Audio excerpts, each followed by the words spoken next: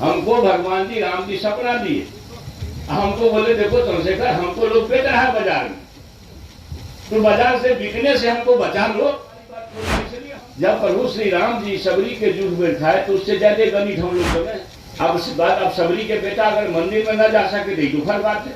राष्ट्रपति और मुख्यमंत्री तक को जाने पर रोक दिया जाता है, गंगा जल से धो दिया जाता है। अब ये चर्चा होगी तो भाई देखिए सत्य है कि मनवाद द्वारा बनाएगा छूट सबरी के जूठे बैठ खा रहे हैं, वो समाज बना लीजिए, फिर भारत को कोई मायका लाल नहीं रोक सकता अमेरिका बच रहा है पछाड़ने में। जब प्रभु श्री राम जी सबरी के युद्ध में खाए तो उससे ज्यादा गणित हम लोग बने। अब सबरी के बेटा अगर मंदिर में न जा सके तो दुखद बात है। राष्ट्रपति और मुख्यमंत्री तक को जाने पर रोक दिया जाता है, गंगा जल से धो दिया जाता है। अब ये चर्चा होगी तो भाई देखिए ये सत्य है कि नहीं, आज के तारीख में भी यह सत्य है। तो मेरा ये कहना है भगवान के जी सुपत भगत के यहाँ खा लिए तो भगवान किस हम लोगों से जरूर उनसे ज्यादा गणित हम लोग हैं। उसको छोड़िए, बाबा धर्मराज के सेवा तो आप करते हैं। वो हरिया डोम उदय सौ अंदुमाल ज्योति पासवान मीरा साहब मुस्लिम देवता का पूजा आपके घर में करा दिए। अब मुसलमान मीरा साहब की पूजा इस श्रद्धा से होती है कि कोई भी भगत भगत का अंत उसको सुसार कहते हैं, बिना मिलान गाए हुए मीरा साहब को खुश किए हुए स्तुति किए हुए वो भगत का अंत भी नहीं होता।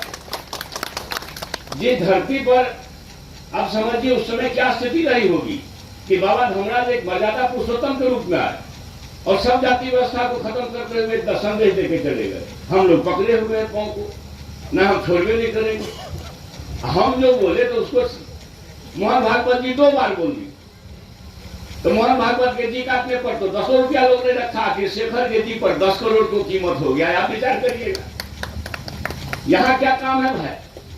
आप बताइए मोहन भागवत जी 2 बार बोले हैं कि नहीं। हमने तो कहा पुरखों की गलती से जातियां बनी, हम लोगों ने पंडितों पर आरोप लगा दिया। मोहन भागवत जी पंडित होते हुए भी पंडितों पर आरोप लगा दिया। तो मोहन भागवत जी चूंकि बड़े आदमी है तो उसके जी काटने का फतवा नहीं हो। चंद्रशेखर एक राज्य का शिक्षा मंत्री है और इस व्यवस्था का पिछड़ी जाति शूद्र जाति का है, तो भाई हमारे जी काटने का तो 10 करोड़ आप लोग जानते हैं, जानते हैं 10 करोड़ है। आप समझिए, विचार करिएगा 10 करोड़ क्यों। तो मतलब कोई सत्य ना जाए, आज के तारीख में चीज सत्य समाज में नहीं जाए, यह चिंताजनक है, दुखद है। जो ईश्वर ने संदेश दिया प्रभु परमात्मा ने कि देखो छूत अछूत कुछ नहीं है। भगवान राम जी, मेरी समझ है, मैं शिक्षक हूं, कि जाति व्यवस्था से कुपित थे। वो समझे होंगे कि भाई हम अगर खा लेंगे तो दुनिया खाने लगेगी, मगर भगवान जी को लोग अकेले छोड़ दिया। उनका आचरण करता नहीं है, उसका कर्म करता नहीं है, खाली धूप बत्ती तो दिखाते हैं। तो धूप बत्ती दिखाने से भगवान जी खुश होंगे नहीं। हमको भगवान जी राम जी सपना दिए, हमको बोले देखो चंद्रशेखर हमको लोग बेच रहा है बाजार में, तो बाजार से बिकने से हमको बचा लो। और इसलिए हम कभी कभी बीच बीच में एक सत्य को लाते हैं सामने। मैं सही बात बोलते हैं भाई। राम जी का संदेश है कि मनवाद द्वारा बनाएगा छूट सबरी के जूठे बैठ खा रहे हैं, वो समाज बना लीजिए, फिर भारत को कोई मायका लाल नहीं रोक सकता अमेरिका बच रहा है पछाड़ने में कामयाब होगा।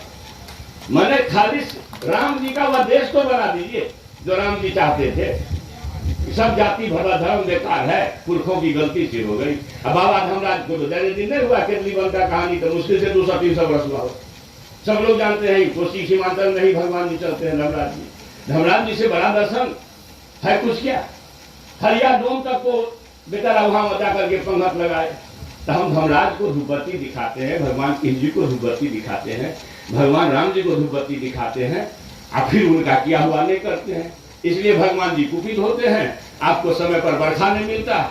भगवान जी कहेंगे देखो तो हमको ही ठग रहा है, हमको ही बाजार बेच रहा है। तो जरा अगर बाजारू लोगों से हमको बचा लो तो बड़ा कल्याण होगा धरती का। तो हम कोशिश में लगे हुए हैं, पता नहीं वो कोशिश में कामयाब होंगे कि नहीं होंगे, ये तो समाज के विचार पर छोड़ता हूँ। मगर एक बात कहता हूँ पुनः, एक वेदना के साथ, कि शिक्षा ही जीवन, समाज, राज्य और देश के अंधकार को दूर कर सकता है। शिक्षा ही ऐसी चीज है जो दुनिया में एक अलग पहचान भारत को दिला सकती है। इसलिए ज्ञान की भूमि भारत जो हमारे पुरखों का, महान पुरखों की भूमि रही है, इस भूमि को अपनी विरासत को प्राप्त करने में सर्वश्रेष्ठ योगदान दीजिए। और शिक्षक पर बड़ी जिम्मेवारी है। और रहा आपके सम्मान की बात, आपको पता है कि चंद्रशेखर से कभी आप अपमानित होने वाले नहीं हैं। कोई सिरफिरे लोग आएंगे, कुछ कह के जाएंगे, उसका ख्याल भी नहीं करिएगा। वो सरकार का कोई संदेश भी नहीं होता है।